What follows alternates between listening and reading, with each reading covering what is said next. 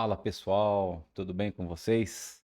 Sejam bem-vindos a mais uma videoaula aqui no canal Gospel Tech 316.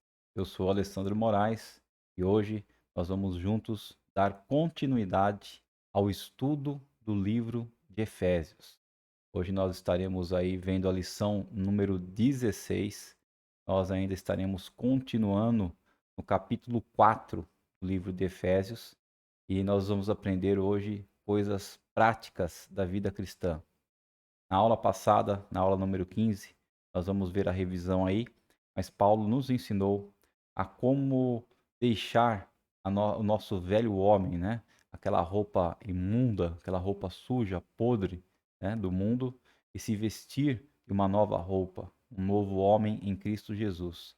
E hoje, Paulo, através do livro de Efésios, vai nos ensinar aí coisas práticas, né? O que quer dizer esse negócio de deixar a roupa velha para trás e nos vestirmos com uma roupa nova, né? Então, na prática, nós iremos ver algumas atitudes nossas, como cristãos, como os novos convertidos, como novas pessoas em Cristo, que nós devemos começar a mudar em nossa vida, comportamentos que nós devemos começar a mudar em nossa vida. Espero que você tenha passado uma ótima semana, uma semana abençoada, uma semana onde você teve comunhão com o Senhor, uma semana talvez de lutas, de batalhas, às vezes que você enfrentou algumas situações difíceis, mas espero que com fé, com esperança, com muita sabedoria vindo do alto do céu, você tenha superado tudo isso.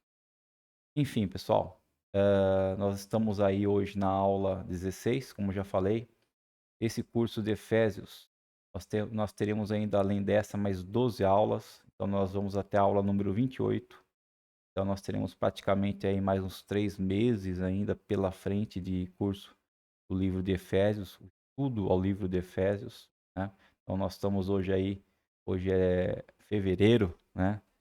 Estamos aí no dia 6 de fevereiro, 7 de fevereiro, 7 de fevereiro.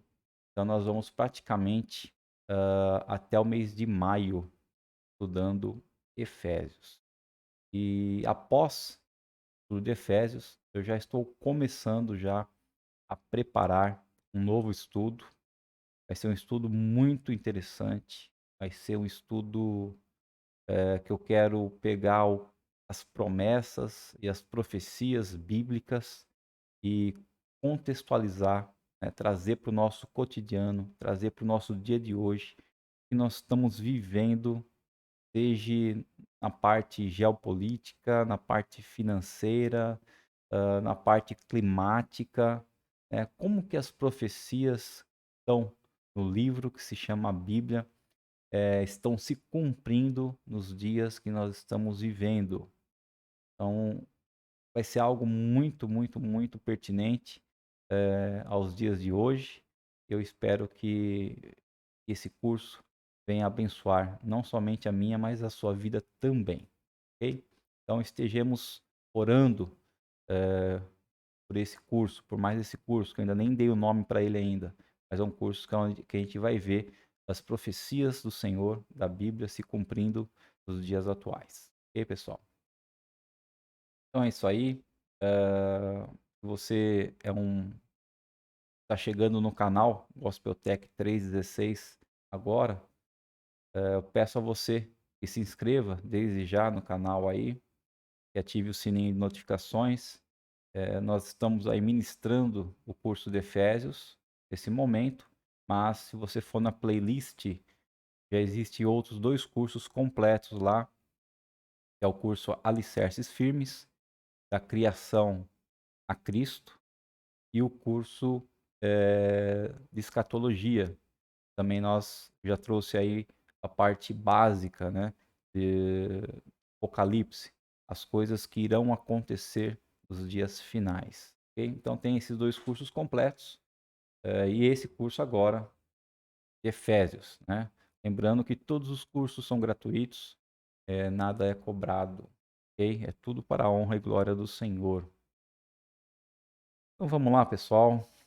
O título da nossa aula de hoje do livro de Efésios, né? Devemos ser obedientes. Todo o capítulo 4 do livro de Efésios aí, nós temos esse título, né? Devemos ser obedientes. E hoje nós já estamos aí na parte 4, ou seja, na quarta lição do capítulo 4, ok? Então, como sempre, pessoal, gostaria de, antes nós iniciarmos aí a recapitulação, né, da aula anterior, estar orando. Vamos estar orando, pedindo para que o Senhor possa ministrar nossos corações nessa lição, que o Espírito Santo possa abrir nossa visão, nossa mente espiritual, e que a palavra dele realmente possa ficar gravada em nossas vidas, que nós possamos praticá-la no dia a dia. Então, a palavra de Deus nós temos que aprender, entender e praticar, ou seja, obedecer, ok? Oh, meu Deus e meu Pai Todo-Poderoso, muito obrigado, Senhor, mais essa aula que você está permitindo nós gravarmos, nós assistirmos, estudarmos, eu deste lado, as pessoas que estão vendo essa aula do outro lado, Senhor. Que o Senhor venha realmente nos ensinar com tua palavra, que tua palavra venha realmente fazer mudança em nossas vidas, ó Pai. A palavra venha nos ensinar a ser uma pessoa de acordo com o teu desejo, de acordo com o teu coração, de acordo com a tua vontade, Senhor. Que nós possamos entender a nossa posição como filhos, Senhor, de Deus, como seus filhos aqui na terra. Qual é a nossa missão aqui, ó Pai? Qual é o nosso dom, Senhor? O que o Senhor tem derramado sobre nossa vida, ó Pai? O que nós devemos fazer para estar, ó Pai amado, junto com outras pessoas, fazendo a igreja ser madura, que essa igreja possa crescer em amadurecimento, Deus, que nós possamos sempre estar buscando amadurecer a estatura de Cristo, como diz em tua palavra, Senhor. Pai, nos conduz nessa aula, Espírito Santo, fica conosco, Senhor. Me usa, Senhor, como uma ferramenta preciosa em tuas mãos. E abençoa, ó Pai, todos aqueles que estão aprendendo, Senhor, da tua palavra. Eu te peço e te agradeço, em nome de Jesus Cristo, Senhor. Amém. Então vamos lá, pessoal. Na lição anterior, da semana passada, a lição número 15, nós vimos aí dos versículos 17 ao versículo 24 do capítulo 4 de Efésios. Então nós vimos aí que novos padrões de como um cristão deve viver em meio a um mundo incrédulo. Porque não é só porque nós deixamos, ou seja, porque nós iniciamos uma nova vida com Cristo, e agora nós somos cristãos, e agora nós temos aí, somos direcionados pela palavra do Senhor, somos direcionados pela Bíblia, esse livro maravilhoso. É só por causa disso que nós vamos deixar de viver nesse mundo. O mundo continua sendo ele, as pessoas que não creem em Deus, né, que não creem na Bíblia, que não creem em Cristo, continuam vivendo ao nosso redor, ao nosso lado, e várias influências de tudo isso nós sentimos na pele. Agora, qual é então o nosso papel como cristão diante de tudo isso, ok? Então, o cristianismo não é apenas uma filosofia que aborda uma maneira diferente de olhar para as coisas. Trata-se de uma revolucionária mudança de visão de mundo e, principalmente, da maneira de viver. Então, Paulo, ele declara que o pensamento do mundo é vazio e inútil e que contrasta radicalmente com os valores de Deus. Ou seja, aquelas pessoas que estão vivendo só as coisas que o mundo lhes dá de prazer e não tem nenhum respeito, não valoriza e não obedece e não quer, não dá nenhuma importância aos valores de Deus, à palavra de Deus, né? Essas pessoas têm pensamentos que são vazios e inúteis, né? Para Deus isso é algo infutável. Paulo declara que o pensamento humano é inútil por ser sombreado pela ignorância. Então, a ignorância é a falta do conhecimento da vontade de Deus, ok? A mente do homem decaído é obscurecida É o homem decaído, aquele que não tem a Deus. A mente dele é obscurecida, é cega e não vê as coisas como elas realmente são. Ignora a óbvia verdade da condição humana e persiste em uma falsa esperança que a humanidade está se tornando cada vez melhor, né? Então esse pensamento que a humanidade agora está se como é que eu posso dizer, se atualizando, né? A humanidade agora está sendo quem realmente ela quer ser, que as coisas estão melhorando. Aí realmente é uma falsa esperança. Se nós estudarmos aí, principalmente, como eu já falei para vocês, a parte de escatologia, as coisas que irão acontecer ainda, né, que não aconteceram, nós vamos ver que a humanidade, ela na verdade está se tornando cada vez mais decaída, ok, pessoal? Nós vimos aí também na lição anterior que a humanidade diz que crê em Deus, mas vive como se não estivesse nem aí, né? Como se Deus não tivesse estabelecido nenhum padrão para se viver. Vive com seu próprio padrão, que muitas vezes é caracterizado por um relativismo completo, né? Que é um relativismo completo. É dizer que as coisas não são tão erradas assim como Deus diz, como a palavra de Deus diz. Depende do ponto de vista que você enxerga, entendeu? Então as pessoas agora estão usando muito essa palavra de relativismo, né? Depende do ponto de vista. A palavra de Deus não tem relativismo. A palavra de Deus, ela é como uma faca de dois gumes, né? Ela é certa, ela corta, ela fere, ela machuca, ela faz divisão realmente entre aqueles que creem e aqueles que não creem. E não existe relativismo na palavra de Deus. A palavra de Deus é aquilo que está escrito lá. Basta nós buscarmos o entendimento dela. Então, essas pessoas, né, que diz que creem em Deus, mas não está nem aí para a palavra, para o padrão de Deus, eles vivem como se a Bíblia, né, não existisse. Nós vimos também aí que em Jesus Cristo encontramos a verdade sobre a vida, a verdade sobre nós mesmos, sobre o mundo e sobre toda a composição, né, da ciência e da natureza, sobre o comportamento humano. Nosso comportamento humano tem lá tudo isso na palavra de Deus.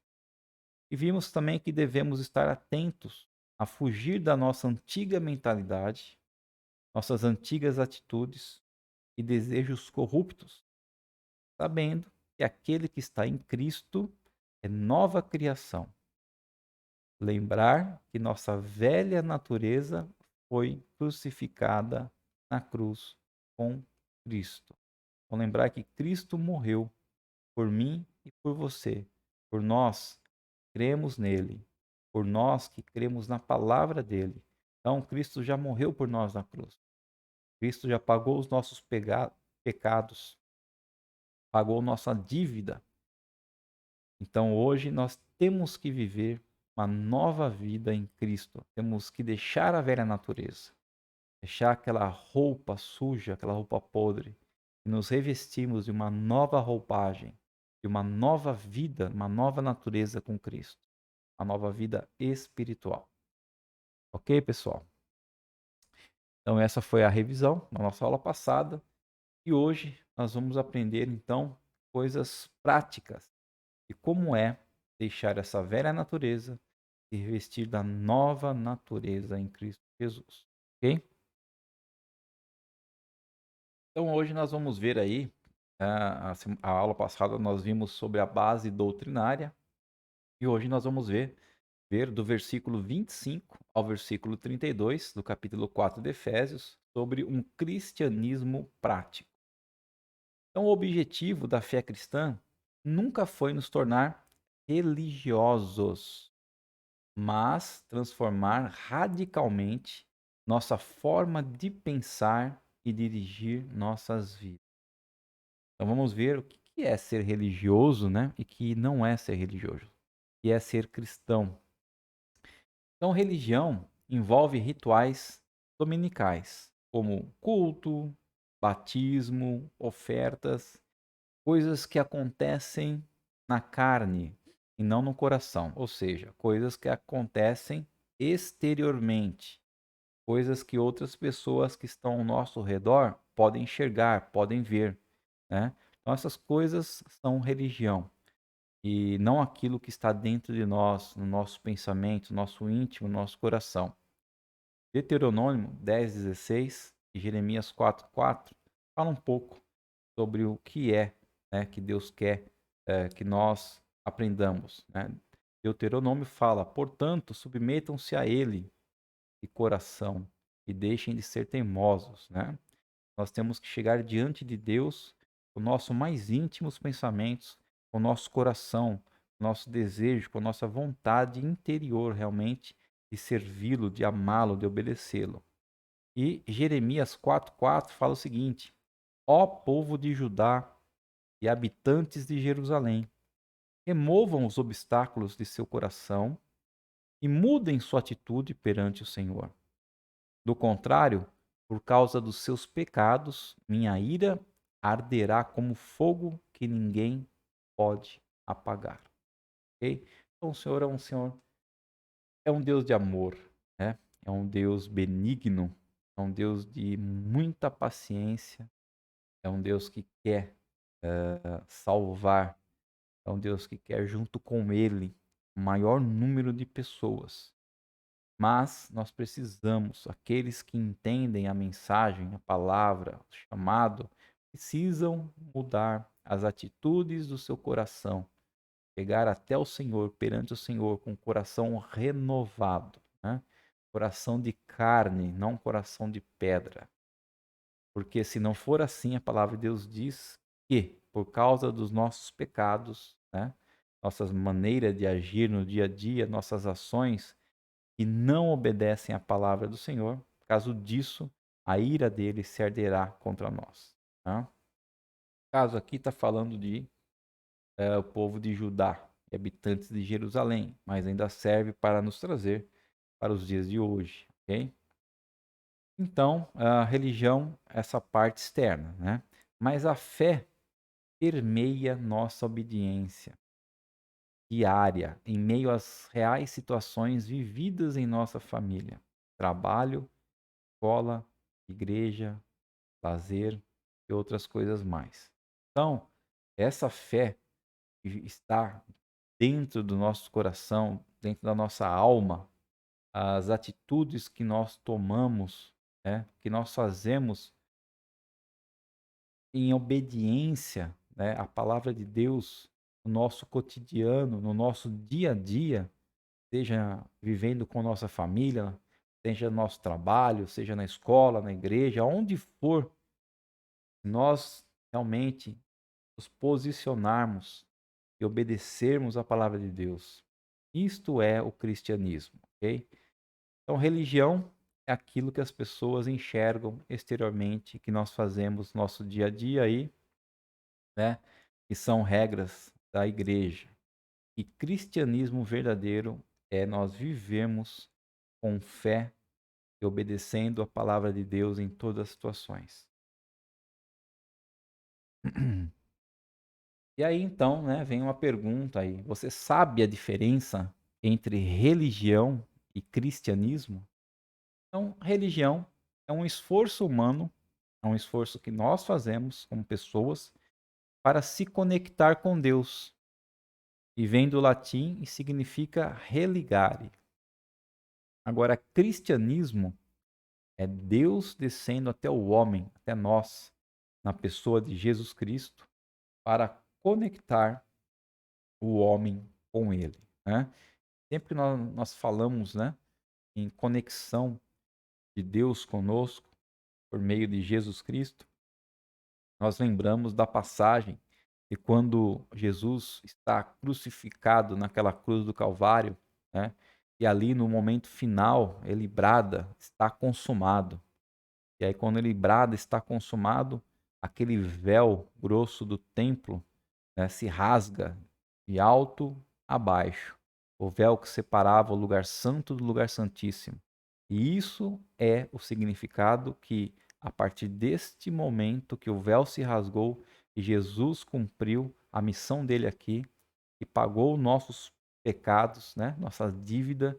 Então ali nós fomos aproximados de Deus. Então, através de Jesus, né, através desse sacrifício, nós nos aproximamos de Deus. Então, isso é o cristianismo, né? É aceitar a Jesus Cristo, aceitar a Deus Filho, Deus Homem que veio na terra e pagou o preço por nós aqui, um preço que jamais nós poderíamos pagar. Então, nós vimos aí na lição passada, né, que devemos ser renovados no modo de pensar e revestir-nos do novo homem. Paulo agora aplicará este princípio em áreas específicas da nossa vida. Ou seja, né, o que é se revestir do novo homem em coisas práticas do nosso dia a dia? Mas antes, vamos salientar que ele não está se dirigindo às pessoas em geral, né?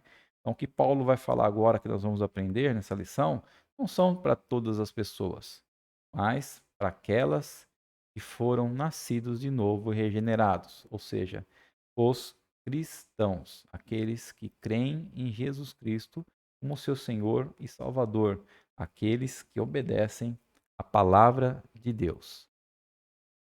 Então, o versículo 25 diz o seguinte: portanto, cada um de vocês deve abandonar a mentira e falar a verdade ao seu próximo, pois todos somos membros de um mesmo corpo. Então, a primeira coisa prática aí que Paulo vai nos ensinar é abandonar a mentira.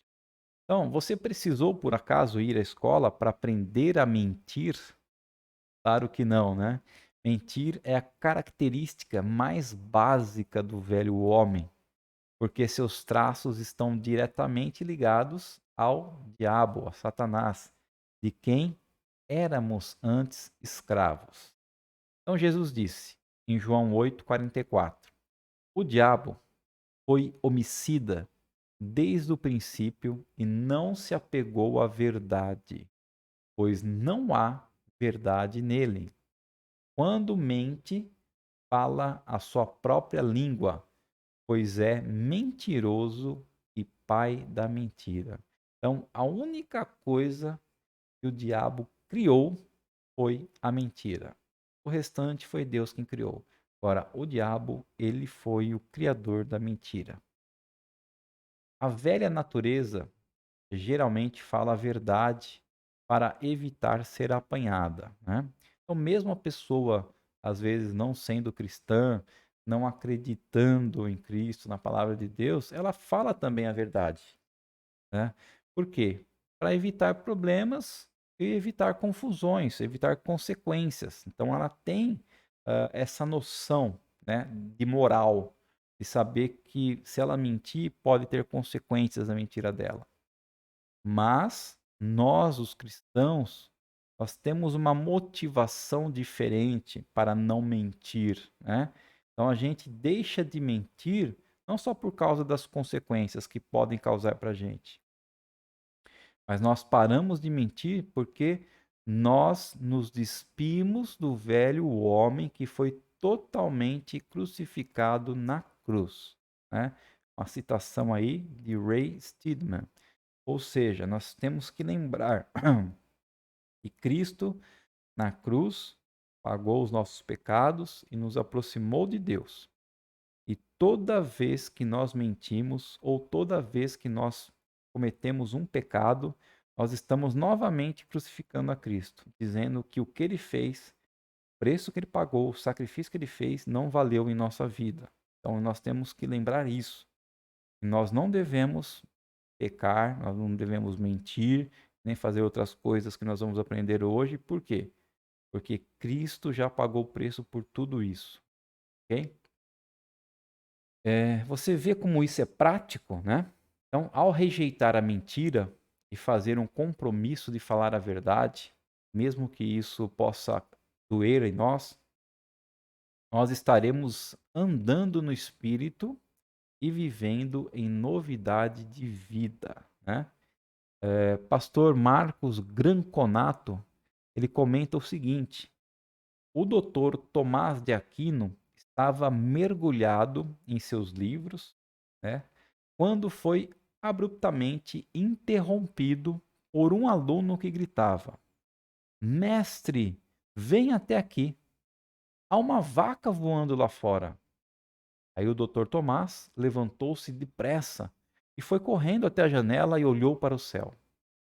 E aí então, no mesmo instante, aquele jovem soltou uma sonora gargalhada e disse em tom zombateiro, zombando do doutor Tomás: Como pode alguém acreditar que uma vaca está voando? Então, Tomás de Aquino fitou gravamente e respondeu: É mais fácil crer que uma vaca está voando do que acreditar que um cristão está mentindo. Então você vê o quão sério é a mentira na vida de um cristão, né? Então, segundo Tomás de Aquino, é mais fácil acreditar que uma vaca está voando do que um cristão estar mentindo. E tão grave que é a mentira na vida do cristão.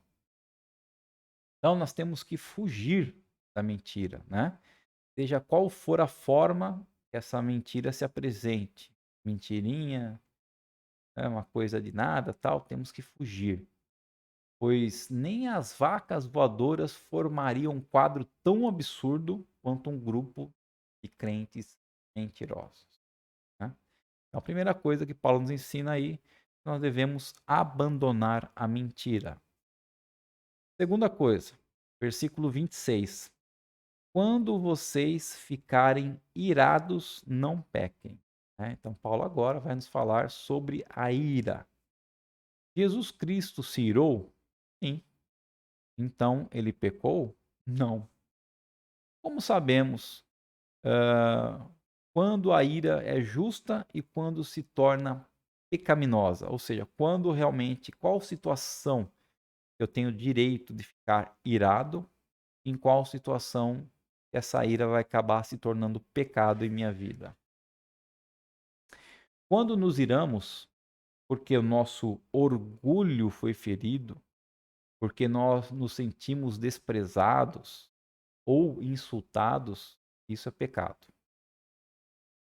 Por outro lado, podemos e devemos nos irar contra a injustiça, contra o ódio, contra a criminalidade, contra o racismo, a imoralidade, a blasfêmia e outros pecados contra pessoas inocentes ou contra Deus, né?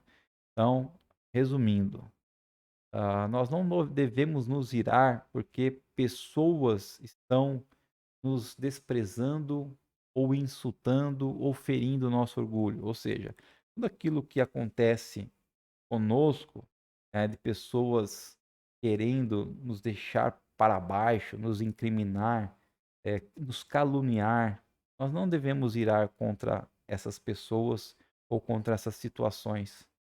Nós devemos, pelo contrário, nós devemos orar por essas pessoas, fazer com que pedir para que Deus possa de alguma maneira, né, através do Espírito Santo, aquele que convence do pecado, do erro, aquele que transforma as vidas juntamente com a palavra de Deus, possa, né, ter misericórdia, graça dessa pessoa, a pessoa possa ter a vida transformada. Agora, quando, né, nós vemos aí a injustiça, o ódio, a criminalidade contra o nosso próximo, aí sim, né? Aí nós devemos nos irar, porque as pessoas estão indo contra Deus, contra os princípios de Deus. Mas vejamos a vida do nosso Senhor Jesus Cristo, é um exemplo que ele deu, e não é apenas um exemplo a ser seguido por nós, mas para ser vivido através de nós. Então, ah, ele se irou, né? Cristo se irou com os fariseus que se opuseram às suas curas no sábado.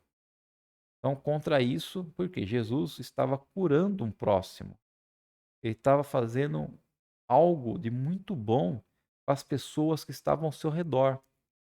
E aí os fariseus falaram que aquilo era proibido só porque era um dia de sábado, né?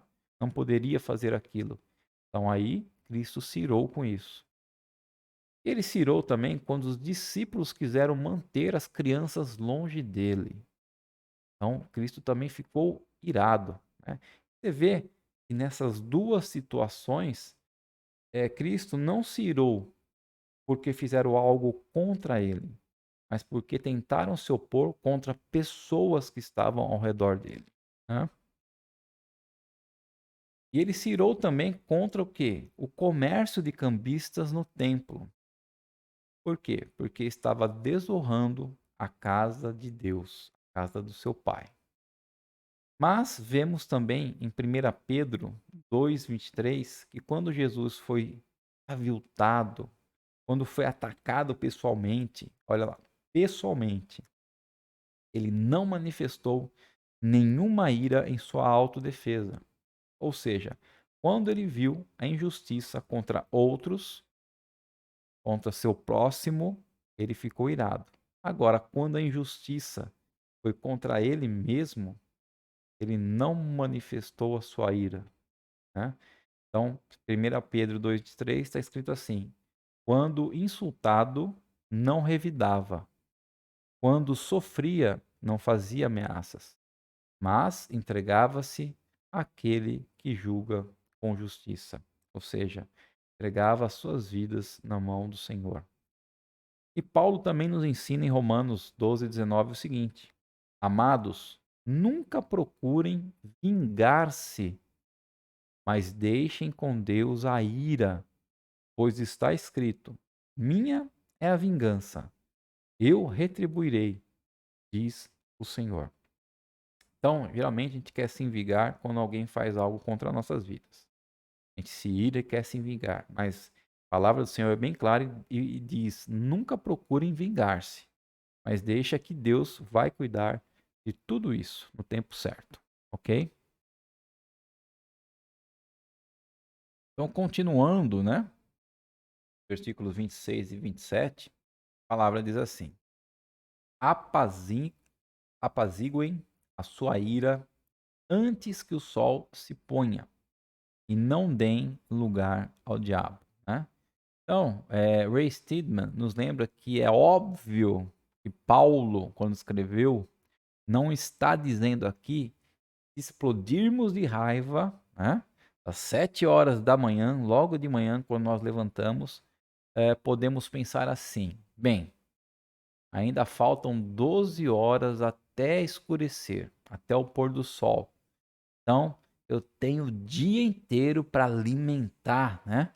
Esse rancor, essa ira, antes que eu tenha que resolvê-lo. Então, quer dizer, fiquei irado de manhã, posso passar o dia inteiro com aquela ira no meu coração, e se chegar à noite, eu resolver ele até antes da noite, tá tudo bem, né? Não é isso, né, que Paulo quis dizer.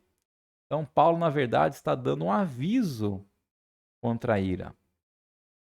Ele está falando o seguinte, ó, se você não lidar prontamente com ela, ou seja, não resolver isso logo, de imediato, você estará dando uma oportunidade ao diabo para que seja criada uma raiz de amargura em sua própria vida e na de outras pessoas a qual você está irado. Então, a ira, quando nós nos iramos, nós temos que procurar resolver isso de maneira imediata.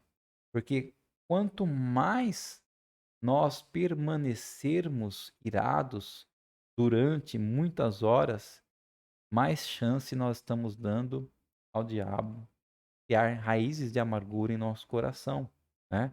E tem coisas que eu ensino e nunca esqueço. Nós, seres humanos, fomos criados por Deus para sermos pessoas felizes, para termos felicidades em nossas vidas, né? Sermos alegres para ajudar outras pessoas. Então, quando nós nos sentimos dessa maneira, nosso corpo físico produz bons hormônios que nos ajudam em tudo, principalmente a combater doenças. Agora, quando nós estamos tristes, amargurados, irados, com raiva, aquele sentimento que nós sentimos em nossa pele vai gerar dentro de nós outro tipo de hormônio que vai causar em nós uma doença. Ele baixa até a nossa imunidade, esses hormônios que são produzidos em nosso corpo nessa situação de ira. Em muitos dos casos de câncer que existem nas pessoas, você pode ver, são histórico de pessoas que viveram tristes, amarguradas, deprimidas ou iradas, porque produziram no decorrer da sua vida por muito tempo esses hormônios ruins, ok? Então, Deus nos criou para ser felizes. Se formos felizes e alegres e satisfeitos, pode ter certeza que nós teremos uma vida saudável, ok? Então, se você está irado, você se irou, não deixe para resolver isso ao longo do dia. Resolva o antes possível. O escritor aos Hebreus coloca desta forma, né? Hebreus 12:15. Cuidem que ninguém se exclua da graça de Deus, que nenhuma raiz de amargura brote e cause perturbação, contaminando muitos. Então quer dizer que uma raiz de amargura, ela não pode prejudicar somente a você, mas ela acaba prejudicando também outras pessoas que estão ao seu redor. Bom, então nós já vimos dois assuntos, né? Sobre deixar a mentira e não nos irarmos. Agora o terceiro assunto, até esqueci de deixar em negrito ali, mas está no versículo 28. E diz assim: o que furtava, não furte mais. Então nós vamos falar agora sobre roubo, sobre furto, né? Antes, trabalhe, fazendo algo de útil com as mãos, para que tenha o que repartir com quem estiver em necessidade. À primeira vista, somos tentados a pensar: bem, esta é uma ordem muito estranha para ser dada na igreja, para ser dada aos cristãos, né? Porque a gente pressupõe do ponto de vista que na igreja não tem ladrão, né? Não há ladrões profissionais na minha igreja. Aqueles que assaltam banco, que roubam casas, que assaltam, roubam veículos, né? Que sequestram, né? Então, por que que Paulo está ensinando aquele que furtava não furte mais, né? Dentro ali da igreja de Éfeso? Então, Paulo aqui não está tratando apenas de ladrões profissionais, né? Mas está se dirigindo também àqueles, entre aspas, amadores, né?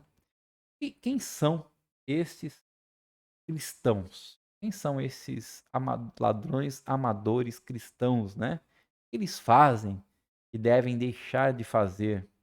Então, é aquele habilidoso driblador da declaração do imposto de renda, né, à Receita Federal, aquele que mente, né, na Receita Federal, deixando de colocar alguma coisa que ganhou ou colocando alguma coisa para deduzir a mais, né? Então esse aí está furtando.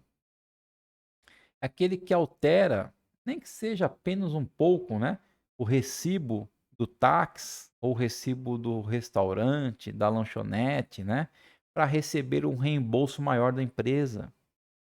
É a pessoa que contrai empréstimos sabendo que não vai ter condições de pagar. É quem não diz nada quando aquele balconista, aquele caixa, erra ao lhe dar um troco maior em valor, em dinheiro, né? É a pessoa que esconde os defeitos da casa ou os defeitos de um carro que está vendendo e em seguida até racionaliza a sua ação com a frase: ah, bom, o comprador deveria ter prestado mais atenção nisso, né? Então, esses errinhos, né? Esses pecados que às vezes as pessoas entendem como sendo pequenos pecados são furtos, né? Diante do Senhor são coisas erradas. Nós como cristãos, devemos deixar de fazer tudo isso. Não furtar, né? E por que Paulo e também Deus consideram estes cristãos que cometem isso como ladrões? Bom, Ray Stedman nos explica. Porque todos os roubos, não importa se for um desfalque de US$ 1 bilhão pela internet ou até fazer cópias não autorizadas na Xerox do seu trabalho. Uma ou outra são uma expressão do antigo, caído, egocêntrico homem que foi crucificado na cruz. É a velha ganância por um ganho imerecido.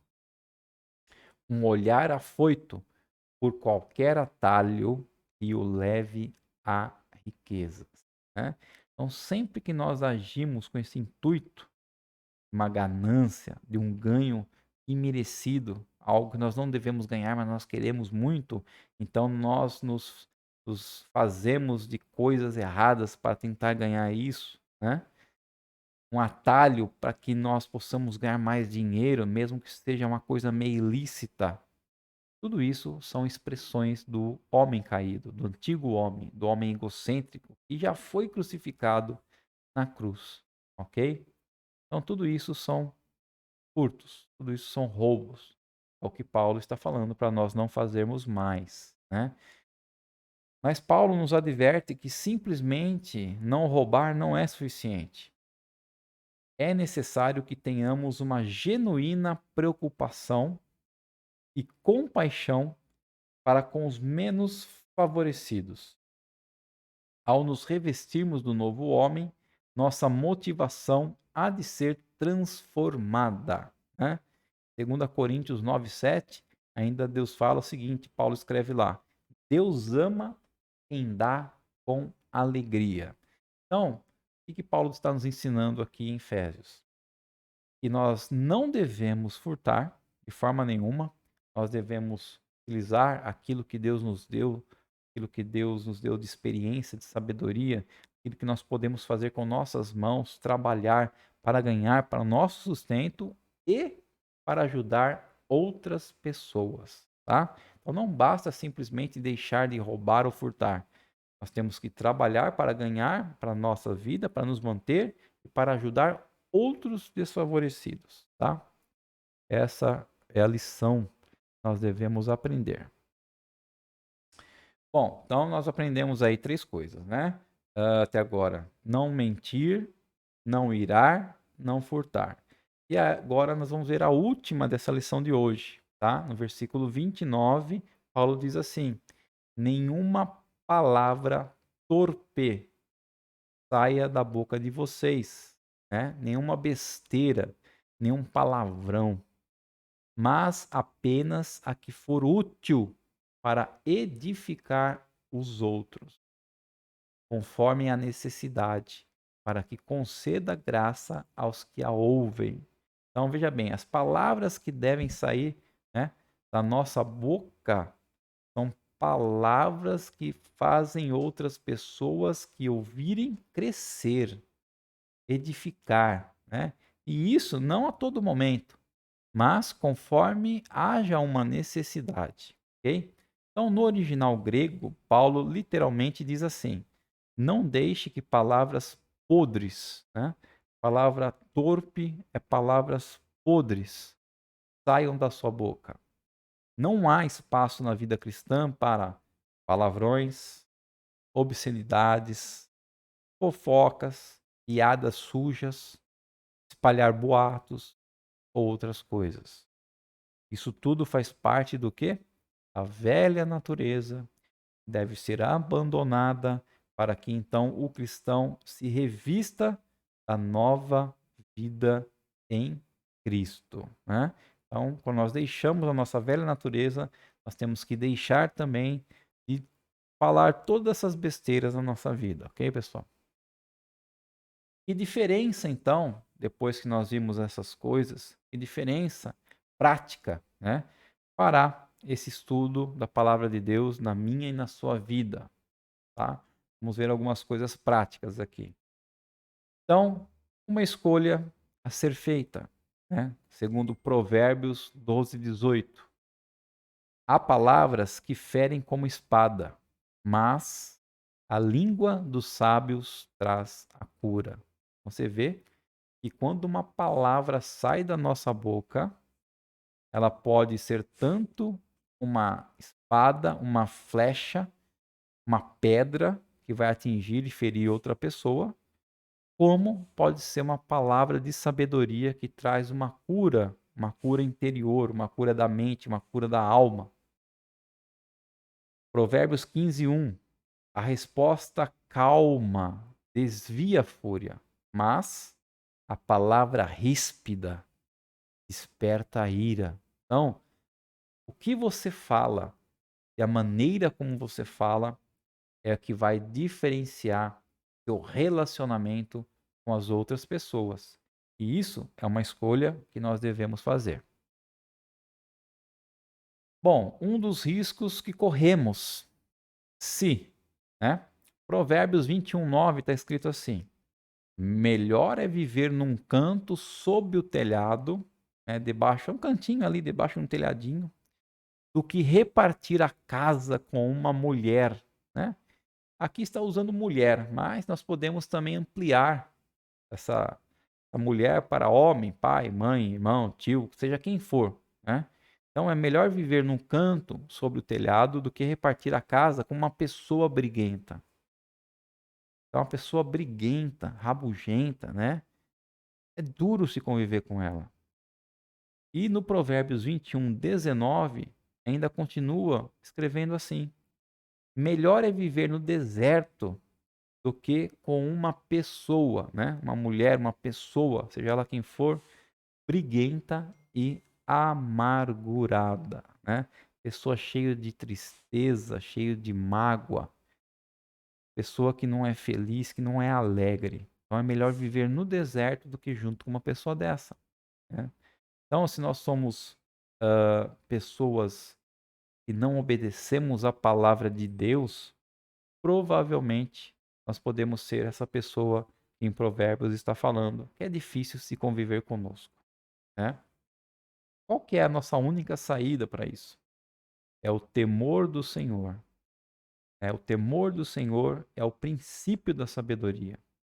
Todos os que cumprem os seus preceitos revelam bom senso. Então, todos aqueles que temem, que amam o Senhor, que obedecem às suas palavras, têm um bom senso. Provérbios 2, 6 diz assim: pois o Senhor é quem dá sabedoria. Da sua boca procedem o conhecimento e o discernimento. E Provérbios 2:9 diz assim: então você entenderá o que é justo, o que é direito e certo, e aprenderá os caminhos do bem. Né? Então você vai aprender de acordo com a palavra de sabedoria, a palavra de Deus, a Bíblia. E finalizando, né, aqui nossa lição de hoje, uma palavra aos pais. Quando a disciplina torna-se uma ocasião em que os pais manipulam seus filhos através de explosões de ira, a criança aprende o temor ao homem, né? Então você corrigir o seu filho com ira, bravo, nervoso, gritando, espancando, batendo, né? A criança vai aprender com temor ao homem, com medo do homem, e não temor a Deus. Essa pessoa, essa criança, pode até mostrar um melhor comportamento, mas isso não trará retidão bíblica para ela, né? Então, qual que é o correto? Segundo uma menção aqui de Ted Tripp. A correção não é mostrar ira pela ofensa dos seus filhos.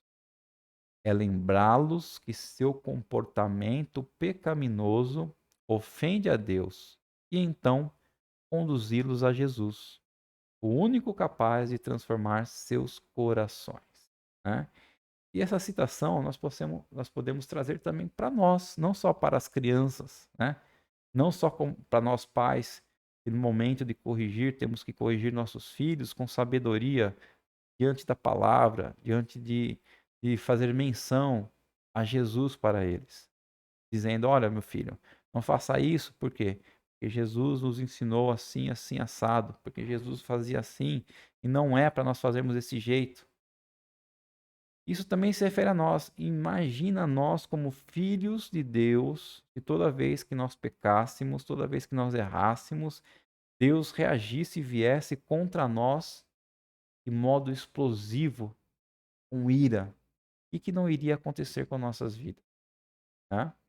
Então, da mesma forma que Deus nos trata com muito amor, com muita graça, com muita misericórdia, dessa forma que nós pais devemos tratar com os nossos filhos, né? Então, para encerrar aí, Tiago 1, capítulo 1, versículos 19 e 20, diz assim: sejam todos prontos para ouvir, né?